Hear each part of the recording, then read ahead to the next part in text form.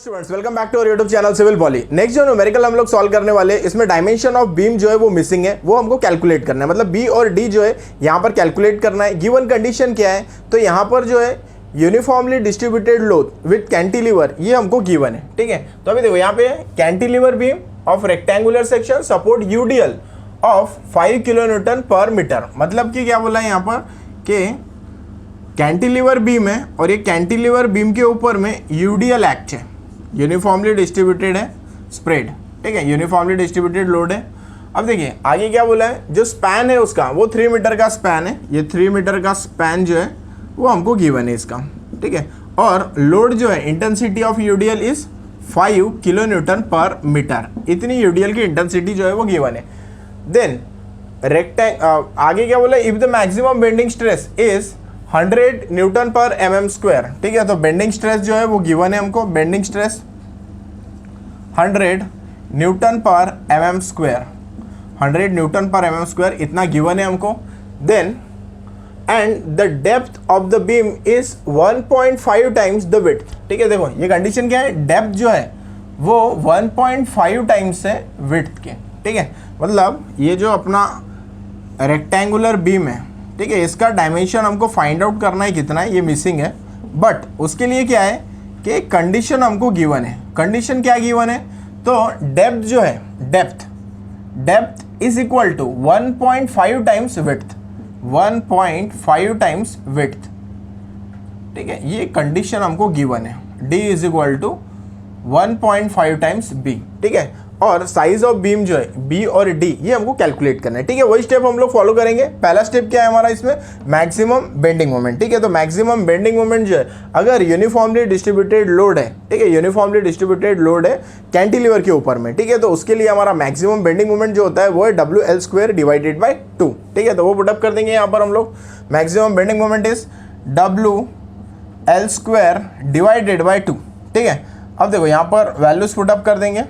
W कितना है हमारा 5 है, multiplied by length is 3 metre, 3 square divided by 2। ठीक है, 5 multiplied by 3 square divided by 2। Solve करने के बाद में जो आंसर आता है हमारा वो है 22.5। अब ये आंसर क्या में हमारा किलो न्यूटन इंटू मीटर में। ठीक है, अब इसको किस में लेके आना पड़ेगा, तो न्यूटन mm में लेके आना पड़ेगा। तो उसके लिए क्या करेंगे हम लोग, 22.5 मल्टीप्लाइड बाय 10⁻⁶ कर देंगे। ठीक है, तो ये आंसर आ गया हमारा।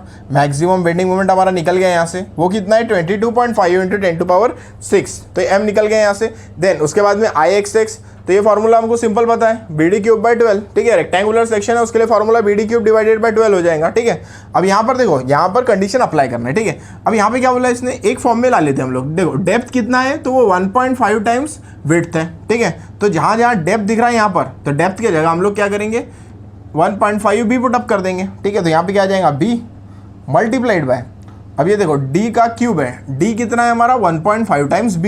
ठीक है, तो 1.5 times b cube divided by 12। ठीक है, तो अब यहाँ से क्या करेंगे 1.5, देखो ये 1.5 है, 1.5 का क्यूब ले लेंगे और इधर में डिवाइडेड बाय 12 कर देंगे। ठीक है, तो जो न्यूमेरिकल जो नंबर्स है वो नंबर्स अगर ले लिए 1.5 का क्यूब डिवाइडेड बाय 12 कैल्शियम में डालेंगे। ठीक है, तो इसका आंसर जो आता है हमारा वो आता है 0.28। 0.28 क्या किया हमने, ये 1.5 का क्यूब लिया। ठीक है, डिवाइडेड बाय 12 कर दिया। अब देखो यहाँ पे क्या बचा, ये b क्यूब बचा। ठीक है, ये b क्यूब हो गया। ठीक है, तो b क्यूब और ये b का 1। ठीक है, तो ये क्या हो गया b⁴। ठीक है, तो IXX जो आया हमारा वो रहेगा इन टर्म्स ऑफ b। ठीक है, IXX जो रहेगा वो इन टर्म्स ऑफ b रहेगा। ठीक है, तो वो कितना हो गया 0.28 b⁴।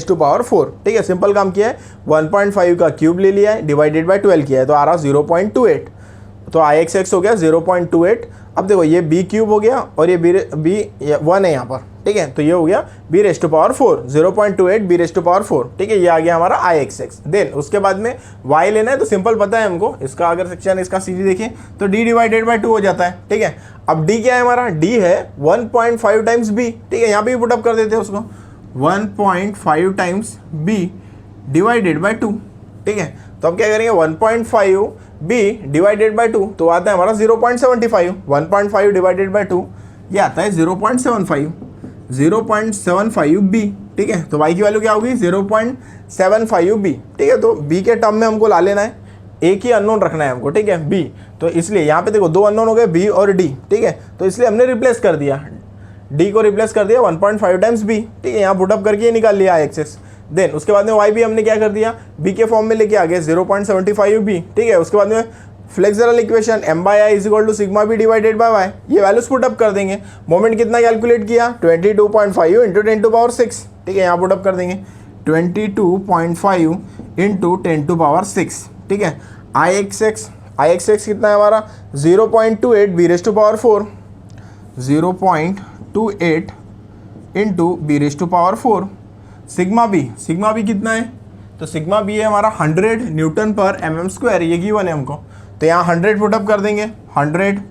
देन उसके बाद में वाई कितना है 0.75 टाइम्स बी, 0.75 टाइम्स बी, ठीक है। ये आ गया।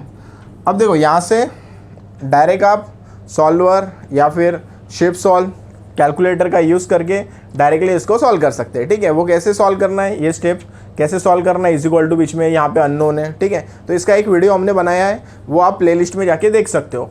तो वहाँ से आपको पता चल जाएगा कि कैलकुलेटर का डायरेक्ट यूज़ करके हम लोग यहाँ से अननोन जो है कैसे फाइंड आउट कर सकते हैं, ठीक है। या फिर एक यहाँ पे ये कर सकते हो आप कि जैसे ये बी है, तो ये बी यहाँ से कैंसिल हो गया, ये एक टाइम कैंसिल हो गया, मतलब बी क्यूब बचा है यहाँ पर, ठीक है, बी क्यूब।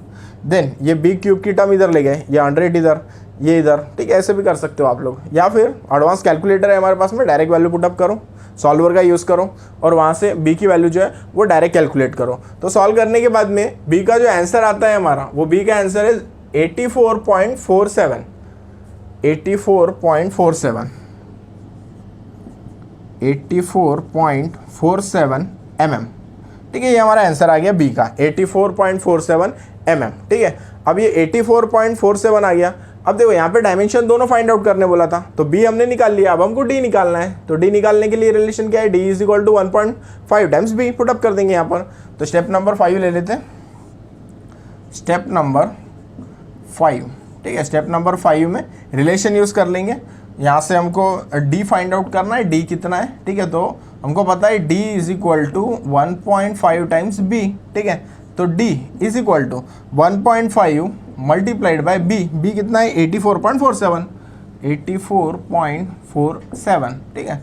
तो यहाँ से डी की वैल्यू हम लोग कैलकुलेट कर लेंगे, 84.47 मल्टीप्लाइड बाय 1.5, तो आता 126.7, 126.7 mm, ठीक है। ये आ गया। अब देखो यहाँ पे एक चीज़ कर सकते थे आप कि जैसे ये बी है 84.47 है, कहीं हो सकता है कि 85 राउंड अप कर दिया हो, 85 mm ले लिया हो, ठीक है। तो 85 mm यहाँ 85 mm पुटअप कर देंगे मल्टीप्लाइड बाय 1.5, जो आंसर आएगा वो हम यहाँ लिख देंगे, ठीक है। तो वो भी आप कर सकते हो। देन अब देखो यहाँ पे सिंपल न्यूमेरिकल था, बस यहाँ पे कंडीशन कौन सी थी कि यहाँ पे यूनिफॉर्मली डिस्ट्रीब्यूटेड लोड कैंटिलीवर के ऊपर में एक्ट था, रेक्टेंगुलर सेक्शन है, बी और डी ये दोनों डायमेंशन हमको मिसिंग थे, ये हमको फाइंड आउट करना है, ठीक है। देन मैक्सिमम बेंडिंग मोमेंट ले लिया, फार्मूला पता है W² डिवाइडेड बाय 2, पुटअप कर दिया 22.5 किलो न्यूटन मीटर में आ गया। उसको क्या किया हमने न्यूटन mm में कन्वर्ट कर दिया, मतलब कि मल्टीप्लाइड बाय 10⁶, ठीक है। IXX B cube divided by 12, तो यहाँ पे बी ले लिया और डी को रिप्लेस कर दिया 1.5 टाइम्स बी से, तो 1.5 टाइम बी क्यूब, ठीक है। तो ये 0.28 बी रेज टू पावर 4 आ गया। देन उसके बाद में वाई की वैल्यू फाइंड आउट करना है, डी बाई 2 है, तो 1.5 बी डिवाइडेड बाई 2, 0.75 बी, ये आ गया हमारा। Flexural equation m by is equal to sigma B divided by Y, यहाँ पुटअप कर देंगे, बी की वैल्यू कैलकुलेट कर लेंगे 84.47। देन उसके बाद में बी डी और बी का रिलेशन है, D is equal to 1.5 times B, ठीक है। तो ये बी की वैल्यू यहाँ पे पुटअप कर दिया और डी कैलकुलेट कर लिया, वो आ गया 126.7 mm, ठीक है। तो अगर डिज़ाइन का न्यूमेरिकल ऐसे आता है कि हमको यहाँ पे साइज़ जो है बीम का फाइंड आउट करना है, ठीक है। तो ये इजी स्टेप्स हम लोग फॉलो कर सकते हैं और ये न्यूमेरिकल जो है उसको इजीली हम लोग सॉल्व कर सकते हैं।